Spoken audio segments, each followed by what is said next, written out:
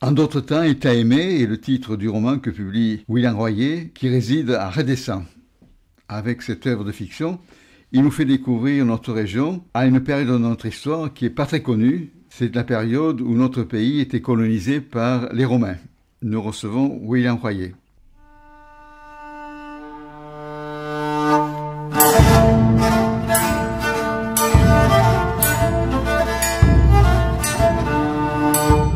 William Royer, votre roman, En d'autres temps, il t'a aimé, nous fait renouer avec nos racines languedociennes les plus profondes, puisque l'action se passe à l'époque gallo-romaine.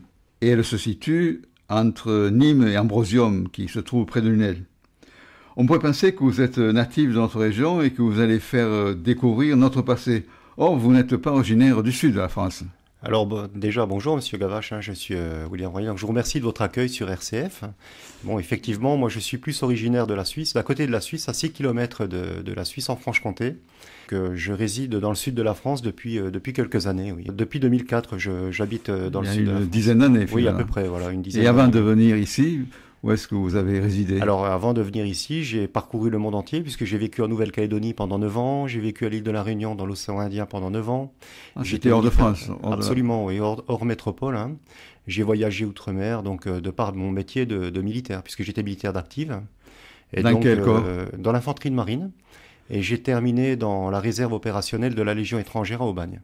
Et maintenant, vous êtes un retraité de l'armée? Alors, je ne suis pas retraité, hein, puisque j'ai fait 8 ans d'active, hein, mais pas mal de temps dans la réserve par la suite, pour finir à 49 ans comme sous-officier à la Légion étrangère à Aubagne, comme médiateur culturel. Et maintenant, vous êtes enseignant dans l'éducation nationale? Absolument. Donc, je suis enseignant de l'éducation nationale dans un lycée à Nîmes. Donc, comme le dit ma compagne, je suis un véritable couteau suisse. J'ai touché à pas mal de choses. Donc voilà un petit peu mon parcours. Quoi. Dans cette région, vous l'avez découverte il y a 10 ans? Tout à fait. Donc je l'ai découverte il y a 10 ans en connaissant ma compagne originaire de Marseille, qui est une très grande amoureuse de la région et qui m'a fait découvrir tout le bassin sud de la France. Qu'est-ce que c'est qui vous a frappé? C'est l'accent, c'est les personnes, les paysages Alors justement l'hospitalité des gens déjà. Cet accent méridional qui me plaît beaucoup.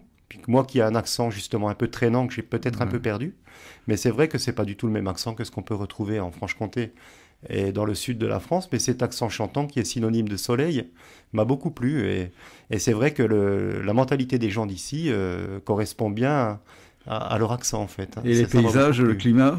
Le climat est vraiment tempéré. Et c'est vrai que, une petite anecdote pour ça, c'est que lorsque je regardais au-delà des 7 collines de ma région, avant mes 18 ans, j'avais toujours envie de m'évader. J'ai voulu partir outre-mer sans connaître la métropole. Et c'est vrai que maintenant, je me dis à 50 ans que plutôt que d'aller si loin, bien que j'ai beaucoup aimé l'outre-mer, hein, j'aurais pu découvrir le sud de la France avant et m'y installer. C'est vrai que c'est vraiment le point d'attache qui... Je suis bien ancré dans le sud de la France maintenant, oui. Déjà, vous avez produit un élément qui structure votre racine, votre nouvelle racine, votre nouvelle implantation par ce roman qui se passe ici dans les temps anciens. Absolument. Donc, pour des raisons professionnelles, je me suis installé sur Nîmes. Hein. En revenant d'outre-mer, je n'avais pas réussi à m'installer sur Marseille, ce qui aurait été beaucoup plus en adéquation avec ma vie familiale. Donc, j'ai eu un poste sur Nîmes. Et j'ai été très bien accueilli sur Redescend. Alors, partant de cet accueil, je me suis dit, j'ai envie d'écrire quelque chose sur le village. Et j'ai commencé à enquêter. Vous écriviez avant? D'où vous est venu ce goût pour l'écriture? J'ai toujours plus ou moins écrit, depuis tout gamin d'ailleurs, hein, aussi loin que je me souvienne. J'écrivais sur des bouts de papier quand j'étais gamin. J'ai toujours regardé à l'école, j'étais quelqu'un de considéré comme rêveur. Je regardais par la fenêtre les oiseaux. J'avais toujours envie de regarder au-delà de mes collines de Franche-Comté.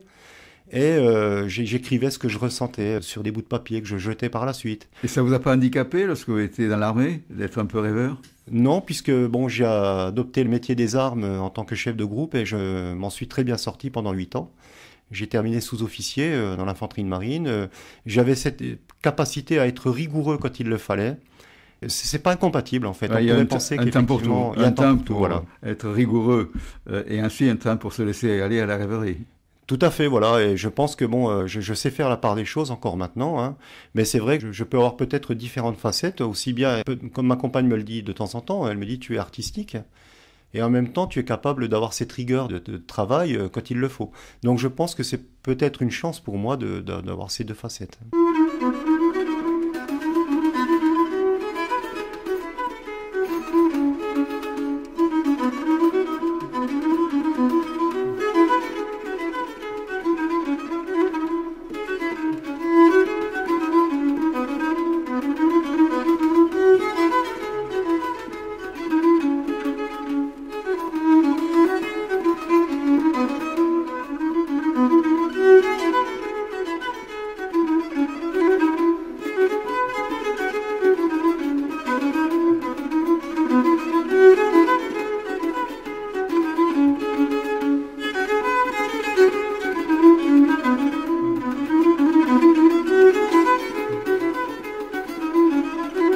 Nous sommes accompagnés de William Royer, qui est l'auteur du roman « En d'autres temps, il t'a aimé ». William Royer, j'ai lu votre roman et j'ai pris du plaisir parce qu'il compte une histoire d'amour, une histoire d'amour improbable, un peu à la Roméo et Juliette. Et puis il y a la découverte d'une époque. La région, on la connaît un peu, parce que c'est la région qui n'a pas beaucoup changé finalement, puisqu'il y a parlé de vignes, ou parlé de domaines agricoles. Mais l'époque, alors, on la connaît très peu, et c'est une véritable découverte. Alors, qu'est-ce qui vous a mené à vous intéresser à cette époque, l'époque gallo-romaine, qui n'est pas très connue quand même? On connaît l'époque des guerres de la Gaule, et puis après le christianisme à partir du IVe siècle, mais entre le 1er et le IVe siècle, il s'est passé des choses. Tout à fait. Alors, c'est parti d'événements, c'est parti aussi d'un intérêt d'histoire historique pour cette époque, hein, proto-historique. Hein. Notamment, bon, moi, je cours le matin sur Redescends, sur cette Via Domitia, et ça m'intriguait. Je me dis, bon sang, il en est passé des gens sur cette Alors, elle se présente comment C'est un chemin de terre maintenant. C'est un véritable chemin de terre qui peut être plus structuré à certains endroits et moins structuré à d'autres endroits. On a du substrat. C'est un chemin de terre banal. Hein. Il n'y a pas de dalle. Il n'y a pas de dalle. Non, il y a les bornes encore. Il y a des bornes, ce qu'on appelle des bornes miliaires, donc qui peuvent être apposées à certains endroits et qui sont restés en l'état depuis 2000 ans, ou qui ont été déplacées. Donc sur le village de Redescends, et entre Redescends et Saint-Gervasy, on retrouve 3 bornes miliaires. Une qui se trouve à l'entrée de Redescends, donc qui est entre Manduel et Redescends, une en intermédiaire entre Redescends et Saint-Gervasy, et une à Saint-Gervasy. Donc c'est vrai que ces bornes miliaires, moi, en faisant mon footing sur ce chemin de terre le matin, je m'y suis intéressé. J'ai voulu structurer une histoire et me renseigner un petit peu. J'ai commencé à enquêter d'un point de vue archéologique avec les moyens du bord, avec Internet, des livres empruntés au centre de documentation de mon établissement. J'ai été au musée, j'ai commencé à vérifier les sources, etc. Au fur et à mesure, je me suis piqué au jeu et j'ai commencé à me dire, j'avais envie d'écrire une histoire qui puisse plaire à tout le monde et, entre guillemets, vulgariser l'histoire à travers une histoire d'amour, puisque je sais qu'en général, essayer de prendre le quotidien des gens et de les transposer à 2000 ans en arrière, en fait. Et c'est parti de là. Donc il y a un énorme travail de documentation. Ah, tout à fait. Puis une part d'imaginaire. Beaucoup d'imaginaire, oui. Le travail de l'écrivain. Tout à fait. Alors, sans déflorer l'action, qu'est-ce que vous pouvez en dire de ce roman? Qu'est-ce qu'il raconte? Mais il raconte une histoire d'amour improbable entre un jeune Romain qui s'appelle Aurélien et une grande famille romaine. Tout à fait. Et j'ai voulu imaginer à travers cette famille romaine, hein, de notables romains de Nîmes, j'ai voulu imaginer un amour improbable entre un notable romain et une jeune Volque, une jeune Gauloise Volque. Alors qu'est-ce que c'est une jeune Volque? Une Volque, c'est les tribus en fait d'ici en fait qui vivaient il y a 2000 ans. Ce sont les autochtones. C'est les autochtones de Nîmes et de Montpellier. Donc on avait ce qu'on appelait les Volques arécomiques, hein, qui étaient pris entre Marseille et Nîmes. Et pardonnez-moi, je ne me rappelle plus du deuxième terme Volque, mais il y avait une autre tribu Volque qui couvrait le Languedoc-Roussillon du côté de Perpignan. Et donc il y avait ces deux tribus pacifistes, hein, d'ailleurs, hein, c'était pas des tribus belliqueuses, c'était des agriculteurs, hein, et qui couvraient tout le Languedoc-Roussillon à cette époque-là, lorsque Rome est arrivée un peu avant le 1er siècle. Donc il y a tout qui les sépare, ces amants, la nationalité, tout à fait, le positionnement social, la religion. Les dieux étaient différents, hein. On avait des dieux totalement différents, des pensées différentes qui étaient animées par des dieux. Ils avaient une multitude de dieux. Et j'imagine, ça c'est une pensée personnelle, mais j'imagine que au même titre qu'un croyant de nos jours peut par la foi se reposer sur son Dieu, eux se reposaient sur une multitude de dieux. Un rayon de soleil, ils pensaient à un dieu, la pluie pensait à un dieu, etc. Donc vraiment, tout les opposait. Et c'est l'amour qui les a réunis. Votre roman se déploie sur un contexte historique. Tout à fait.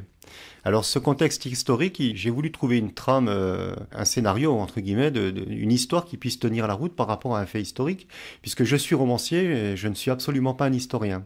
Je me passionne pour l'histoire, mais j'aime romancer les choses, mais j'ai quand même voulu chercher un événement qui puisse coller à l'histoire, en fait. Et partant de là, je suis parti en 92 de notre ère, au moment où Domitien avait estimé que le vin de Gaulle était meilleur que le vin d'Italie. Domitien était l'empereur qui se trouvait à Rome et qui était donc despotique pour Rome à l'époque, hein, puisque bon, il voulait étendre l'empire, il voulait aller en découdre avec les Germains et les Bretons, et donc il voulait étendre la colonie sur l'Europe, hein, et donc partant de là, il avait quand même une envie d'asseoir son autorité sur la Gaule, un peu d'égocentrisme aussi certainement, hein, sur cet être-là, et donc il avait estimé que le vin de Gaulle était meilleur que le vin d'Italie.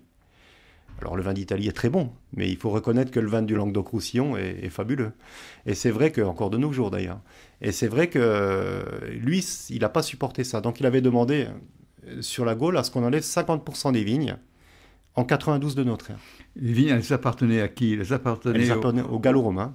Aux Romains ou aux Gaulois? Aux Gallo-Romains, alors on avait des indigènes, des autochtones qui travaillaient dans les vignes, hein. On devait avoir certainement des tribus gauloises qui étaient employées pour la vigne, comme on peut avoir de nos jours des jeunes qui travaillent, ce sont des esclaves évidemment, hein, mais enfin, on avait toujours ces saisons de vendange qui existaient. Donc Rome a imposé l'arrachage des vignes en 92. Alors, les sources historiques ne disent pas qu'il y a eu une révolte. Mais j'imagine bien que les vignerons du Languedoc, si réellement il y a eu quelque chose à cette époque-là, n'ont certainement pas dû se laisser faire, où il y a eu quelques événements tués dans l'œuf. Donc je suis parti sur cette idée de me dire qu'est-ce que j'aurais fait à cette époque si on avait touché à mes terres. Et donc ça a été c'est un des ressorts de l'action de votre... C'est un des ressorts de l'action que je ne dévoilerai pas, puisqu'il y a toute une trame derrière, que j'invite les auditeurs à découvrir dans les derniers chapitres, avec un petit clin d'œil sur Nîmes et sur le temple de Diane.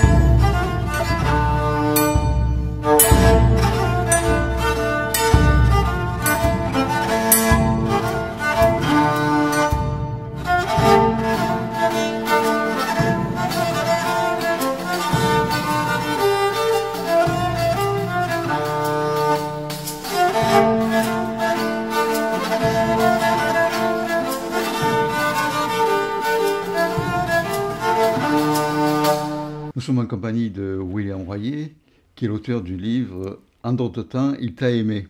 William Royer, vous venez de nous présenter votre roman, un roman qui se passe à l'époque gallo-romaine, qui est centré sur un amour impossible, dans une période un peu troublée quand même, parce que la Pax Romana était un peu mise à l'épreuve, étant donné que les vignerons d'alors se sont un peu révoltés contre Rome. Absolument, c'est-à-dire que ils ont dû se révolter, mais à mon avis, avec l'imposante armée romaine et les moyens que Rome pouvait avoir à l'époque. Hein. C'est vrai qu'il tenait une bonne partie du monde connu de l'époque, hein, quand même, Rome. Hein. Donc je pense que ces pauvres vignerons ne pouvaient pas lutter. Mais comme tout être voulant défendre sa famille et ses terres, j'imagine en tout cas que seuls les historiens pourraient le dire, hein, mais j'imagine qu'il y a dû y avoir quelques mouvements de révolte. D'ailleurs, il y a quelques gravures qui existent où on voit des Gaulois lever les bras en l'air et on voit les Romains, de manière très gauche d'ailleurs, essayer d'arracher les vignes, parce que c'est quand même pas si simple d'arracher un pied de vigne. Donc il existe des gravures. Bon, ben, c'est parti de là, quoi. Donc vous faites une immersion finalement dans cette société gallo-romaine que l'on ne connaît pas trop. Alors comment est-ce qu'elle était structurée? Est-ce qu'on peut dire que la Gaule était occupée par les Romains ou bien qu'elle était colonisée par les Romains ou que la Gaule était en voie de romanisation? L'occupation, c'est vrai, vous faites bien de faire le point entre la colonisation et l'occupation. Moi, je pense que c'était plutôt une colonisation suite aux événements de guerre qu'il y a pu y avoir à Alésia, etc., bien avant. Hein. Ça, il fallait remonter quand même une centaine d'années avant. Oui. Après, il y a eu cette Pax Romana installée en Gaule avec toute la technologie de l'époque qui est venue améliorer les conditions de vie des citoyens gallo-romains de Gaulle. Donc je pense qu'on vivait certainement dans un ordre romain avec cette turbulence d'autres croyances de Gaulois qui vivaient sur place, etc. Donc on ne devait pas forcément être belliqueux envers le pouvoir en place, mais à mon avis, il devait quand même y avoir quelques petites frictions qui devaient exister, je pense. Et comment le pouvoir impérial s'exerçait? À travers quoi? Il y avait des corps intermédiaires? Oui, il y avait des castes, certainement. Il existait des ordres religieux, des ordres hiérarchiques de notables. Qui représentait l'empereur? Alors, pour Nîmes, on avait des notables qui étaient sur place, et sous la Pax Romana, le pouvoir en place, c'était à Rome. Donc, en fait, toutes les décisions étaient prises par Rome. Et qui les faisait exécuter du côté de Nîmes? Eh bien, c'était les notables de Nîmes qui décidaient pour le dieu en place, qui était Domitien, donc situé à Rome. Et les notables étaient romains, bien sûr. Les notables étaient romains, citoyens romains et romains, oui. Donc il y avait une société à deux vitesses. Il y avait absolument l'élite romaine et puis le petit peuple. Et le petit peuple qui était gaulois, voilà, et qui pouvait adopter la citoyenneté romaine, mais bon, ça ne se faisait pas comme ça. Mais il y avait des émétissages quand même. Parce que dans le temps, non? Où chacun restait chez soi? D'après ce que j'en sais, d'après ma culture générale sur ce point-là, je pense qu'il devait effectivement y avoir il y a dû avoir des relations entre Romains et Gaulois, puisque bon, c'est ce qui a fait le peuple de France. Hein, on est quand même issu du monde romain, par les Gallo-Romains. On a quand même, pour les générations anciennes, en tout cas, parce qu'après il y a eu les immigrations qui ont enrichi la nation. Mais c'est vrai qu'on peut imaginer que les Romains se sont mélangés au peuple indigène, entre guillemets, ce qui fait que le peuple méridional, maintenant on le voit, hein, c'est quand même des gens, on pourrait penser quelquefois que ce sont des Italiens. La société était structurée comment? Est-ce que c'était le même mode de vie qu'à Rome, avec le pouvoir du pater familiaris? Avec le pater familiaris, le pater, donc le père, avait le droit de vie et de mort sur ses esclaves, avait le droit de vie et de mort sur sa famille. Donc c'était quand même, au niveau des familles, c'était très rigide. On peut imaginer, enfin moi je pense en tout cas que par ce pater familiaris, la Gaule était maintenue sous une pression qui, sous la Pax Romana, imposait la puissance de Rome à travers tout un système romain venant de Rome, hein, puisqu'à l'époque on n'avait pas Internet, on n'avait pas l'information par messager qui pouvait arriver à l'instant T comme on peut l'avoir maintenant. Donc il fallait bien tenir le monde gaulois ou d'autres endroits du monde romain par des systèmes, et je pense que le pater familiaris en faisait partie, pour maintenir la paix, ce qu'on appelait la Pax Romana dans ces contrées lointaines de Rome. Et au niveau conditions de vie, les Romains ont apporté des progrès? Ah oui, fabuleux. Lesquels, par exemple? Eh bien, on avait par exemple les caniveaux, ne serait-ce que des caniveaux. Quand on voit Nîmes, hein, si les auditeurs connaissent Nîmes, si les gens écoutent, je les encourage à aller voir les pierres de Montpellier ou de Nîmes ou de Arles, où on voit justement toute la technologie architecturale de l'époque. On voit des puits, on voit des choses fabuleuses qui ont été créées par les Romains, des thermes aussi. Donc ils avaient l'hygiène, hein, ce qui était énorme pour une civilisation d'il y a 2000 ans. C'était des gens très propres. On avait une structuration de société qui était très complexe au niveau juridique. Donc c'était une civilisation qui était très avancée pour cette époque. Et les campagnes, par exemple, redescend, ça ressemblait à quoi à cette époque-là? Je me suis posé la question. Et je suis tombé sur des cadastres anciens en faisant des recherches.